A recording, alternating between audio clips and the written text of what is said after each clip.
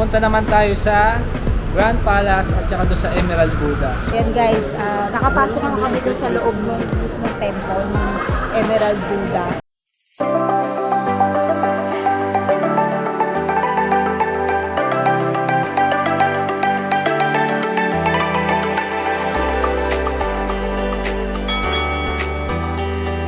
Hi guys! Welcome back to our YouTube channel, and for today's vlog, Pupunta naman tayo sa Grand Palace at saka doon sa Emerald Buddha. So, nandito kami ngayon sa Cheongnon-si Station.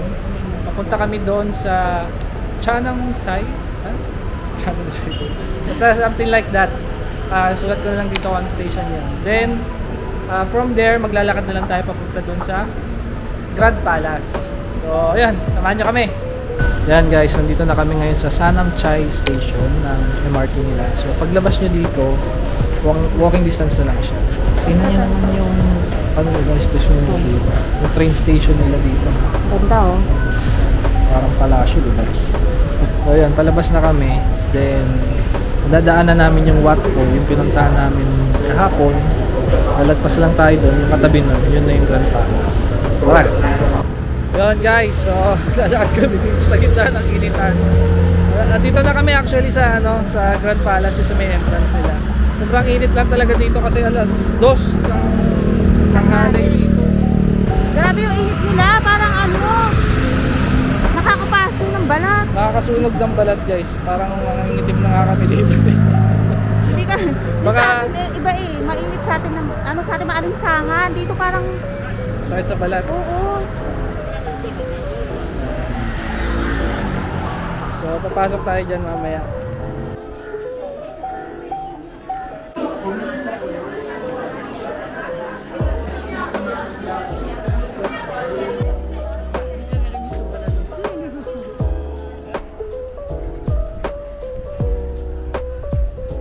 Okay guys, nandito na kami sa loob ng Grand Palace. So medyo mahigpit sila dito sa dress code guys.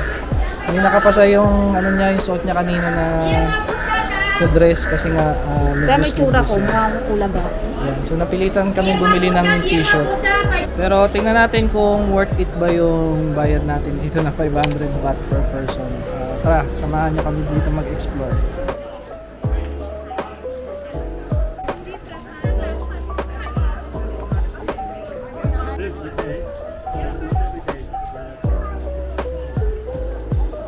Guys, tingnan niyo naman yung palace nila. Kumiki na guys. Grabe yung pagkakagawa nito.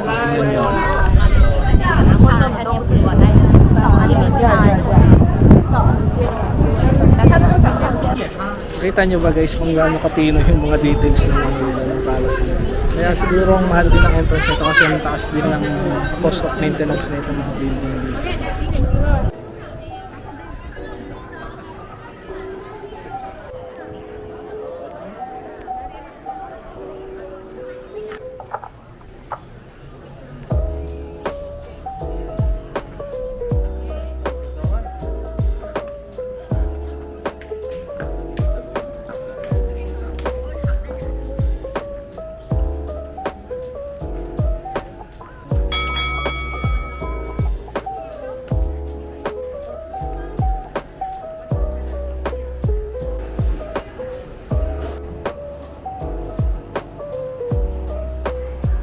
So ayan guys, nandito kami sa isa sa mga parang ito yung nasa gilid ng mga temples pero meron mga naka-drawing dito.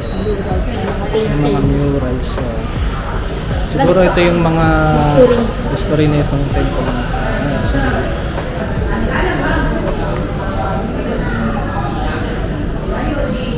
Ayan oh.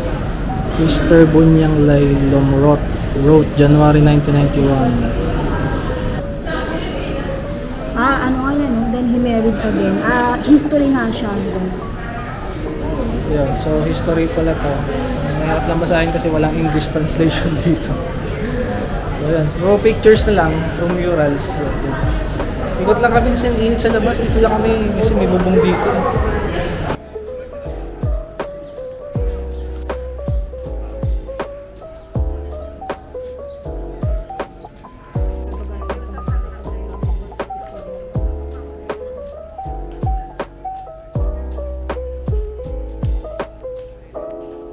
Yun guys, nag-ikot-ikot kami dito pero sobrang init talaga.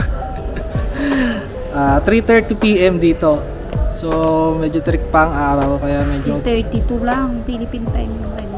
hindi 3:30 nga. Oh. So yun, tingnan niyo naman yung nasa harap namin. Golden ano ba to? Temple? Temple ba yan? Yan, basta yun gold. Ganda ng pintura, no? Oo, kita.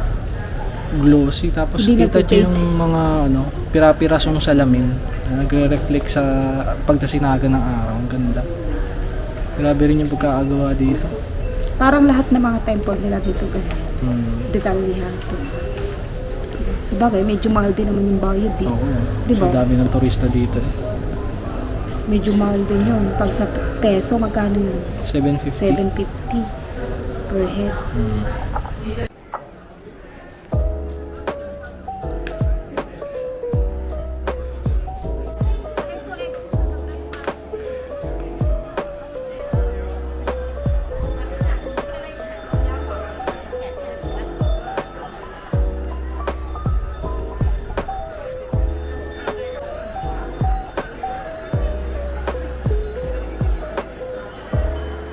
O yan guys, andito na kami sa Emerald Buddha. So papasok kami sa loob. Pero bawal magpasok ulit ng sapatos. Kaya nagubad kami ng sapatos at iniwan namin doon sa visual. So tara, pasok tayo sa loob.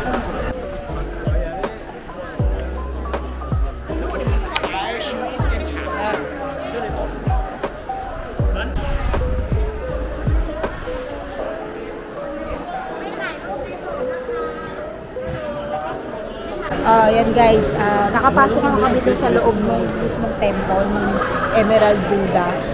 Bawal magpicture dun sa loob. Bawal mag-video sa loob. Bawal. Yun, may humaharang ng mga doon Oo. para sitahin yung mga iba.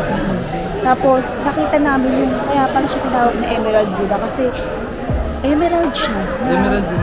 Emerald Yung na- mismong Buddha. Oo, yung mismong Gawa Buddha. yata sa Emerald. Mataas siya, mataas na mataas. Tapos, parang medyo maliit lang kasi siguro mataas. Pero, ang ganda.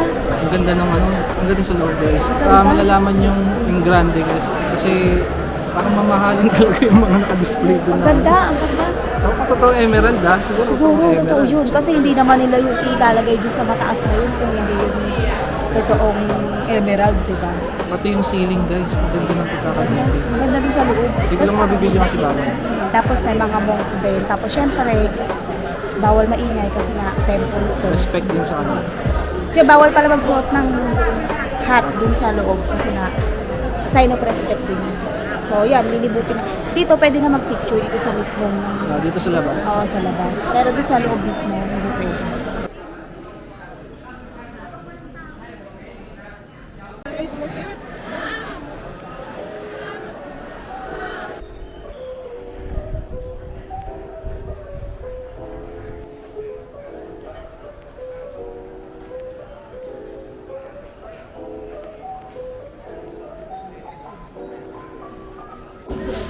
Yan guys, naglalakad naman kami papunta dito sa Grand Palace. Ano lang siya, lalabas lang kayo dun sa area nung Emerald Buddha. Medyo malaki din yun. Tapos hanapin nyo lang yung exit. Meron naman mga signages. So, pwede na rito magsama. Yan guys, tingnan nyo. Ang ganda ng Grand Palace nila. Palasyo naman talaga dito.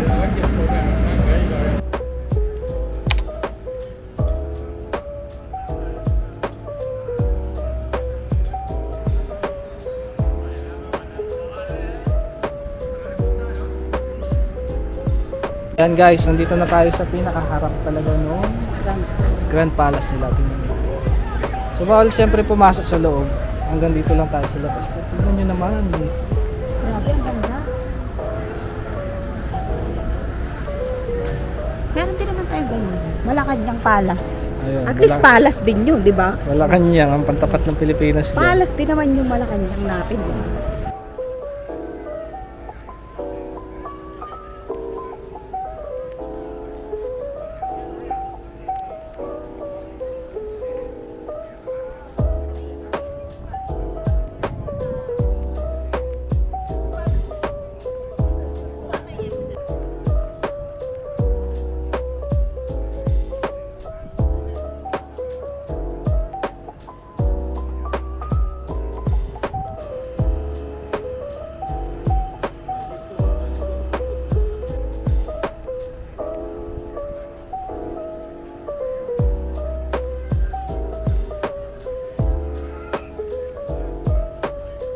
Oh, yan guys, ito yung pinakaharap ng Grand Palace.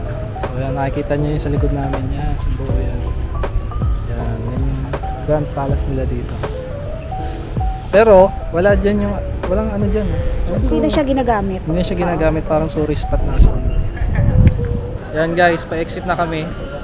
So, keep in mind lang guys, pag pupunta kayo dito, ang bilihan ng ticket hanggang 3:30 PM. Tapos ang visiting time niya is 4:30 PM. So, yun, pagka 4:30 na, papalabas na sila ng mga visitors. Tapos hindi na sila nagpapapasok after 3:30 PM. So, yun. So, dito na muna namin tatapusin tong vlog na to kasi medyo mahaba na rin. If you like this video, don't forget to like and subscribe. Yun. Tapos, watch nyo na rin yung other travel videos namin. And watch out for yung mga upcoming videos namin dito sa Bangkok. Okay? Tapos, yung click nyo na din yung notification bell para mas updated kayo kapag mag-upload kami ng mga bagong vlog namin. Yes. So, yun guys. See you next vlog. Bye-bye! For today's video, nandito tayo sa Khao San Road para explore natin yung mga makakainan, yung mga nightlife dito.